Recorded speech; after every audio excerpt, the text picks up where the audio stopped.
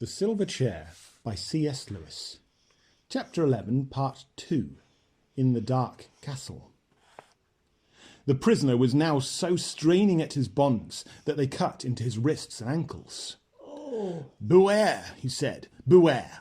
One night I did break them, but the witch was there at the time. You will not have her to help you tonight. Free me and I am your friend. I am your mortal enemy else." "Cunning, isn't he?" said Puddleglum. "Once and for all," said the prisoner, "I adjure you to set me free, by all fears and all loves, by the bright skies of Overland, by the great lion, by Aslan himself. I charge you—" "Oh!" cried the three travellers, as if they'd been hurt. "It's the sign," said Puddleglum. "It was the words of the sign." "It was the words of the sign," said Scrub more cautiously.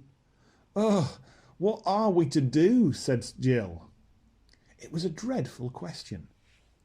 What had been the use of promising one another that they would not on any account set the knight free, if they were now to do so the first time he happened to call upon the name they really cared about?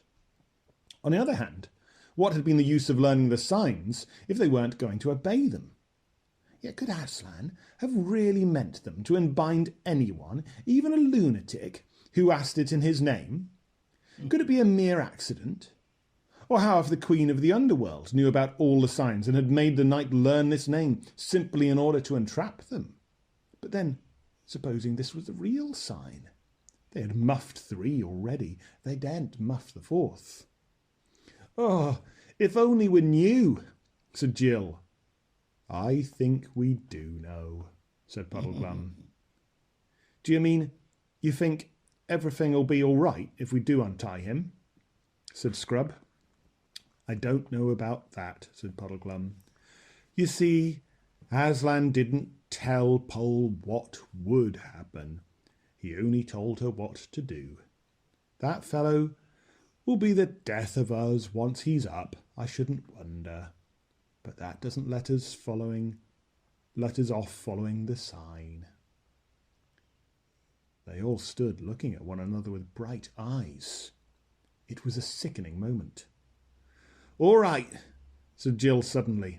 "Let's get it over. Goodbye, everyone." And they shook hands. The knight was screaming by now. There was foam on his cheeks. "Come on, Scrub," said Puddleglum. He and Scrub drew their swords and went over to the captive. "In the name of Aslan," they said, and began methodically cutting the cords. The instant the prisoner was free, he crossed the room in a single bound, seized his own sword, which had been taken from him and laid on the table, and drew it. "You first!" he cried, and fell upon the silver chair. That must have been a good sword. The silver gave way before its edge like string, and in a moment a few twisted fragments shining on the floor were all that was left.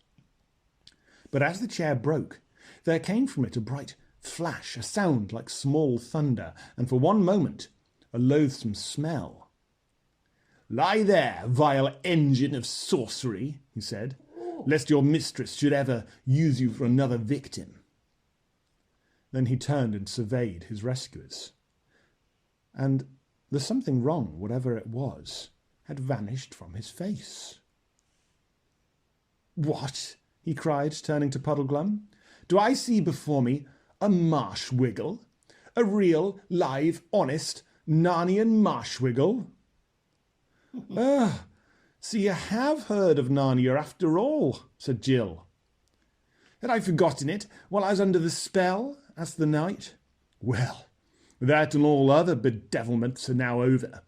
You may well believe that I know Narnia, for I am Rilian, Prince of Narnia, and Caspian the Great King is my father." "Your Royal Highness," said Puddleglum, sinking on one knee, and the children did the same. "We have come hither for no other end than to seek you." "And who are you, my other deliverers?" said the prince to Scrub and Jill. We were sent by Aslan himself from beyond the world's end to seek your highness, said Scrub. I'm Eustace, who sailed with him to the island of Ramandu. I owe all three of you a greater debt than I can ever pay, said Prince Rilian. But my father, is he yet alive? He sailed east again before we left Narnia, my lord, said Puddleglum. But your highness must consider the king is very old. It is 10 to 1 his majesty must die on the voyage. He is old, you say? How long, then, have I been in the power of the witch? It is more than 10 years since your highness was lost in the woods at the north side of Narnia. 10 years, said the prince, drawing his hand across his face as to rub away the past. Yes, I believe you. For now that I am myself, I can remember that enchanted life, though while I was enchanted I could not remember my true self. And now, fair friends, but wait, I hear their feet. Does not sicken a man, that padding, woolly tread. Faugh! On the stairs. Lock the door, boy, or stay. I have a better thought than that. I will fool these earthmen, if Aslan gives me the wit. Take your cue from me. He walked resolutely to the door and flung it wide open.